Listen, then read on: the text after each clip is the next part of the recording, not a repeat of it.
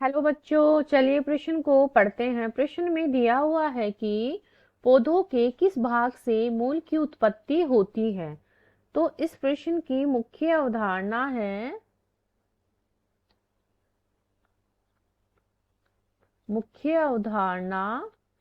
पादपों में आकारेखी।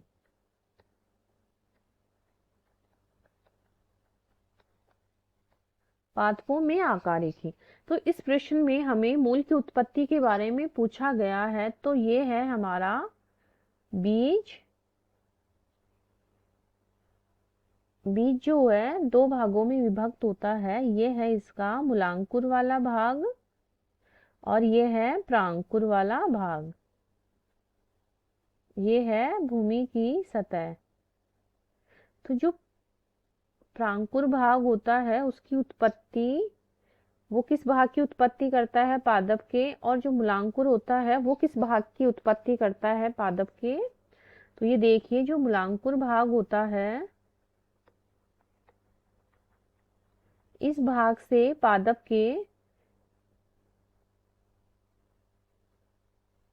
जड़ का विकास होता है, जिसको मूल भी बोलते हैं।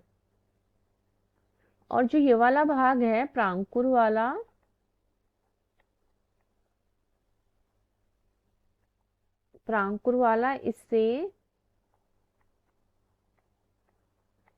इससे तना विकसित होता है। तो बीज का जो तना होता है वो प्रांकुर वाले भाग से विकसित होता है, और जो मूल होती है, जो जड़ होती है, वो होती है बीज के मूलांकुर वाले भाग से। तो हमारे प्रश्न में मूल की उत्पत्ति किस भाग से होती है के बारे में ही पूछा गया है, वो है मूलांकुर। और जो ये जड़ क्या करती है? जड़ क्या करती है? पादप को यांत्रिक सहारा प्रदान करती है। यांत्रिक सहारा प्रदान करती है तथा इस ये पादप को स्थिरता प्रदान करती है। और जड़ ही है जो भूमि से जल व खनिज लवणों का अवशोषण करती है। जल व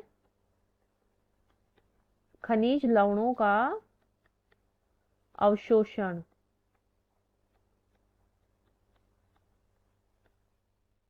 तो ये है इस प्रश्न का हल। आशा करती हूँ आपको इस प्रश्न का हल समझ में आया होगा। धन्यवाद।